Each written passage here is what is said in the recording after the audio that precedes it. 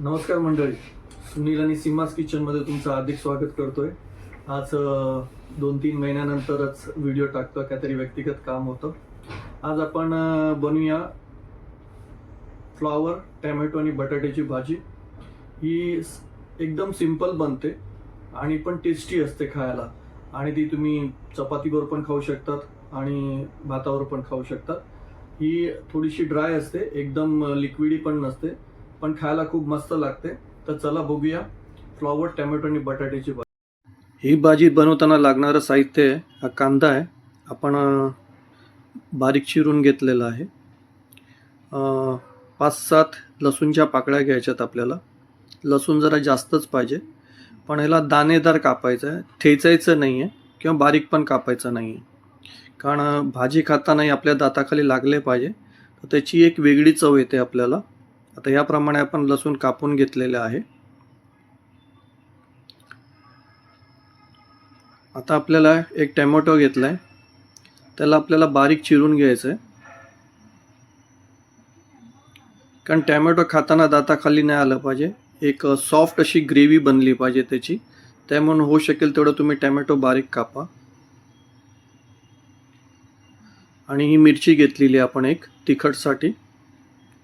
हे फ्लॉवर आहेत, चांगले स्वच्छ धुवून त्याला आपण गरम पाण्यात धुतलेले आहेत. हे बटाटे आहेत, ह्याला थोडंसं गरम पाण्यामध्ये ठेवायचं, म्हणजे मी तर स्वच्छ करून घेतलेलं आहे, कारण फ्लॉवरमध्ये कधी कधी किडे पण असतात.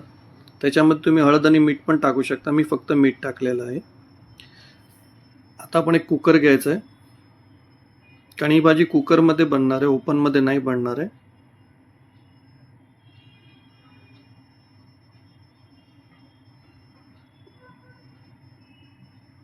थोडी याची जी फ्लेम आहे ती छोटी ठेवा, कारण एकदम तापलं पण नाही पाहिजे तेल.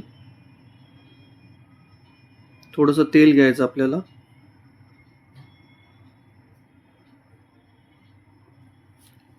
आता आपलं तेल गरम होत आलेलं आहे. याच्यात आपल्याला थोडासा कढीपत्ता टाकायचा आहे. त्याच्यानंतर आपण याच्यामध्ये राई टाकूया थोडीशी. राई तडतडायला लागलेली आहे आपली.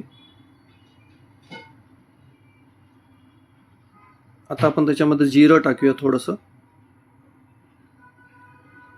हे जळायला नाही द्यायचं, आपल्याला फटाफट करायचं आहे. आता याच्यामध्ये आपल्याला थोडंसं हिंग टाकायचं आहे. हिंग मी प्रत्येक वस्तूमध्ये वापरतो, कारण डायजेशनला चांगलं असतं आणि टेस्टला पण चांगलं वाटतं. आता आपण मिरची टाकली. गॅस स्लो ठेवायचा, लक्षात ठेवा. आता याच्यामध्ये दाणेदार लसूण जे आपण कापले ते टाकायचे आहेत. हे थोडेसे हलकेसे शिजले पाहिजे, एकदम लाल पण नाही झाले पाहिजे, करपले पण नाही पाहिजे, याचं लक्ष ठेवा. थोडंसं याला नरम व्हायला द्या. आता आपण याच्यामध्ये कांदा टाकूया.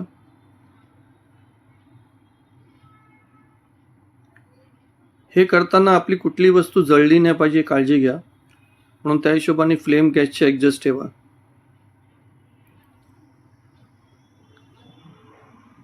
आता आपण कांदा टाकून घेतलाय, त्याला हलवूया. कांदा बहुतेक नरम व्हायला आलेला आहे आपला, थोडासा ट्रान्सपरंट झालेला आहे आणि थोडासा लालसर झालेला आहे बघा. ह्यावेळी आपल्याला याच्यामध्ये टॅमॅटो टाकायचा आहे. टॅमॅटो आपण अगोदर नाही टाकायचा, नाही तर कांदा कच्चा राहील, कारण टॅमॅटो हे लवकर वितळतात.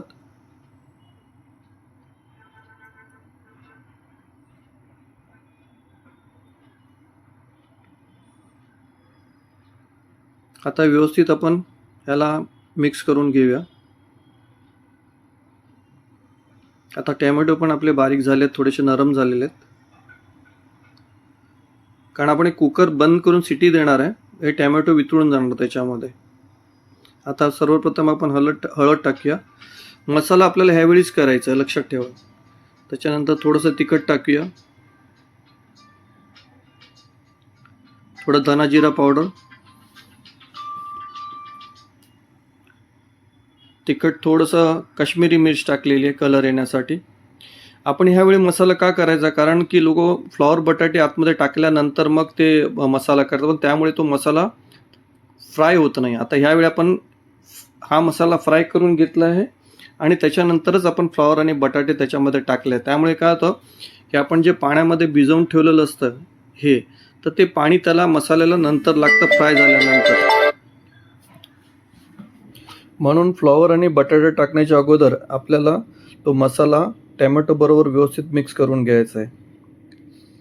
त्यामुळे काय होतं, मसाला तो टॅमॅटो बरोबर व्यवस्थित मिक्स होतो आणि मग हे आपण जे फ्लॉवर बटाटे टाकतो त्याच्यामध्ये तो व्यवस्थित त्याला कोट होतो, कारण तो तेलामध्ये फ्राय झालेला असतो.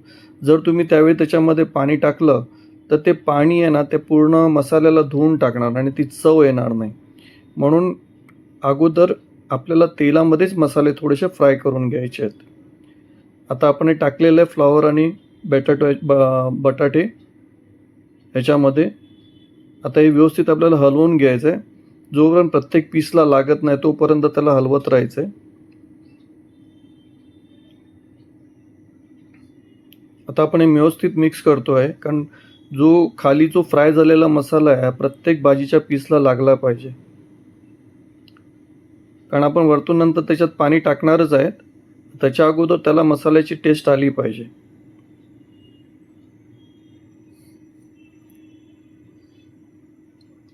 आता व्यवस्थित मसाला लागलेला आहे, तुम्ही बघू शकता.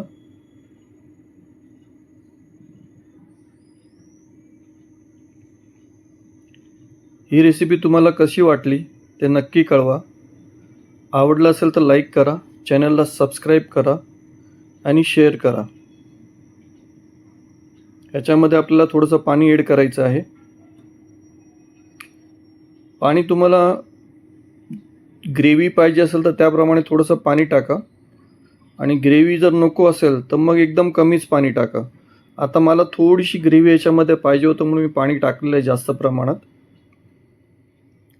फक्त त्या जी भाजीची क्वांटिटी आहे त्याच्यावर पाणी तरंगलं नाही पाहिजे, लक्षात ठेवा.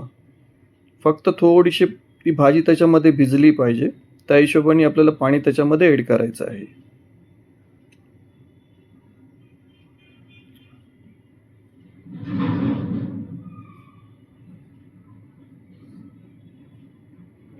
आता आपल्याला पाणी पाहिजे तेवढं टाकलेलं आहे. थोडंसं अजून ॲड करतो मी पाणी त्याच्यामध्ये. मला थोडं कमी वाटत होतं, कारण मग परत कुकर लावल्यानंतर आपण सिटी वाढल्यावर ती भाजी जळली नाही पाहिजे. त्यामुळे थोडंसं सेफर साईड मी पाणी थोडंसं टाकलेलं आहे. नंतर काय, जर आपल्याला पाणी जास्त वाटलं तर आपण आटवू शकतो. आता चवीपुरतं याच्यामध्ये मीठ टाका. जर समजा एखाद्या वेळी पाणी त्याच्यामध्ये जास्त पडलं असेल तर जेव्हा आपण कुकर उघडू तर आपल्याला माहीत पडतं की त्याच्यामध्ये पाणी आहे. मग त्यावेळी आपण झाकण काढून फुल गॅसवर थोडा वेळ भाजी ठेवायची, म्हणजे ते पाणी उडून जातं, आटून जातं आणि ती भाजी ड्राय होते. आता आपण याला झाकण लावूया आणि एकच शिटी द्यायची आहेत, कारण हे टॅमॅटो आणि फ्लॉवर बटाटा आणि फ्लॉवर सॉफ्ट असतात, एक शिटीमध्ये शिजून जातात. एक शिटी वाजलेली आहे. आता आपण याला थंड झाल्यानंतर ओपन करतो आहे. बघा किती मस्त कलर आलेला आहे. याच्यामध्ये थोडंसं लिक्विड आहे पाणी, पण आता त्याला मी फुल गॅसवर थोडंसं ड्राय करणार आहे. ही भाजी एकदा बनवून बघा, तुम्हाला नक्की आवडेल. भाजी तयार झालेली आहे. आता ह्याला आपण पाणी ड्राय केल्यानंतर ह्या पद्धतीने तुम्हाला भाजी दिसेल.